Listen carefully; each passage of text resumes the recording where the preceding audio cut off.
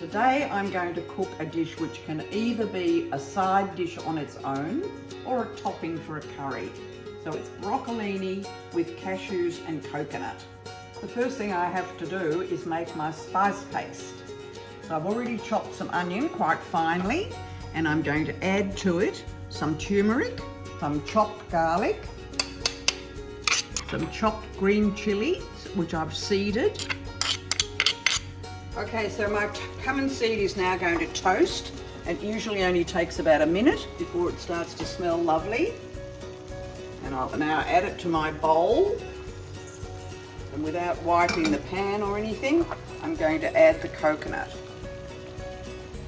Now the coconut needs to be golden, and it will take 3 or 4 minutes of stirring over a moderate heat to go golden. Now's the moment, adding my beautifully toasted coconut to all the other ingredients.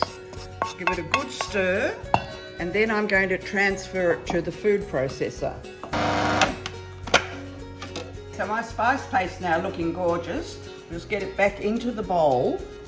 Okay, so now I'm going to deal with my broccolini before I fry the spice paste. It goes into lightly salted boiling water. In it goes. It will only take 3 or 4 minutes for it to be tender.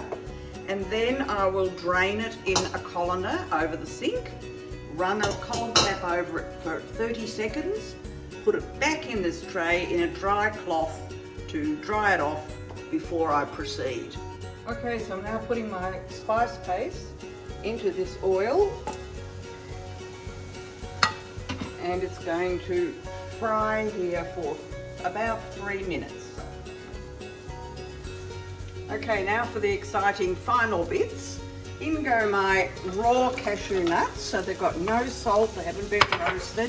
Then the coconut milk. And then I'm going to add the broccolini. Now I am going to add a little bit of water because that needs to cook now for a couple more minutes to combine all those lovely flavours. A couple of spoonfuls only is enough. Definitely needs salt. And then I'm going to put a lid on the pan and leave it for about 5 minutes before serving it. Okay, so we're going to dish it up. This broccolini is going to be absolutely yummy. So many ways you can enjoy it. So here we have broccolini with cashews and coconut in a spicy sauce.